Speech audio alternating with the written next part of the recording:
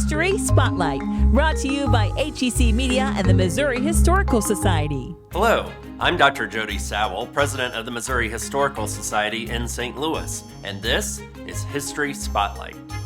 Elizabeth Keckley's talent as a seamstress not only freed her from slavery, but also earned her a job in the White House as the dresser and confidante of Mary Todd Lincoln.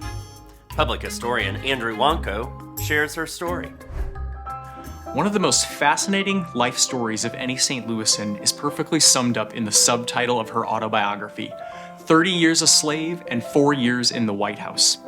Those divisions of time and life experience separated out the life of Elizabeth Keckley, but what's even more amazing than their contrast is the personal determination she had that caused them to happen.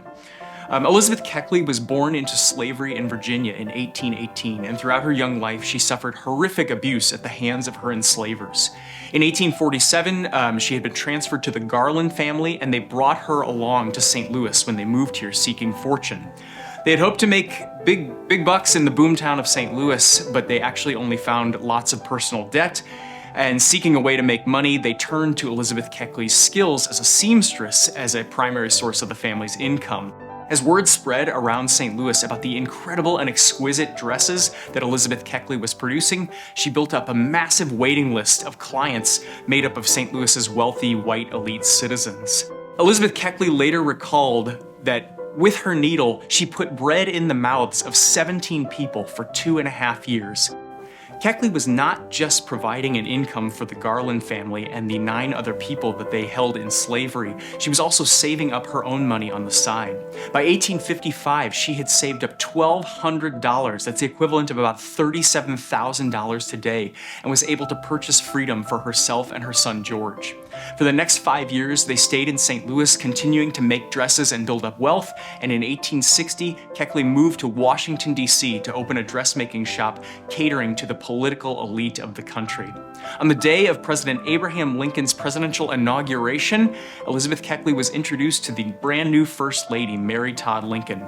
Mary Todd was a huge fan of Keckley's sophisticated, clean dresses and invited Keckley to become her personal dresser. She also became Mary Todd Lincoln's close confidant and sat in on private family moments in the Lincoln White House for the next 4 years.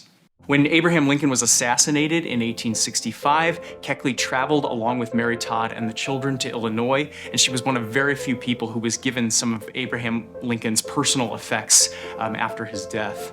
In 1868, Elizabeth Keckley published her autobiography titled Behind the Scenes, or 30 Years a Slave and 4 Years in the White House. The book was a huge hit, and it provided this incredible look into Elizabeth Keckley's life growing up on a southern plantation and the time she spent in St. Louis. But it actually invited an incredible amount of scandal and criticism because it gave these juicy details into the private personal lives of the Lincoln family. This was in an era when all of life's messy details were supposed to be socially suppressed as much as possible, and here she was talking about the top family in the country. The criticism was especially ferocious because she was a black woman talking about a white family from the country's elite. While today we would look at Elizabeth Keckley's writings about Mary Todd Lincoln with a more relatable honesty, that she was both a loving mother and also a person who suffered from anxiety and depression, in the moment this was incredibly scandalous. While the first people to pick up Elizabeth Keckley's autobiography were flipping through just to get to the juicy details about the Lincoln family, time has completely changed that, and we now look to her autobiography as an incredible source of information about her life as an enslaved woman and the kind of things she faced growing up in St. Louis and beyond. Elizabeth Keckley continued to make dresses up through the 1890s, and she passed away in 1907 in Washington, D.C. Next week on History Spotlight, Satchel Paige's long and storied history with the city of St. Louis.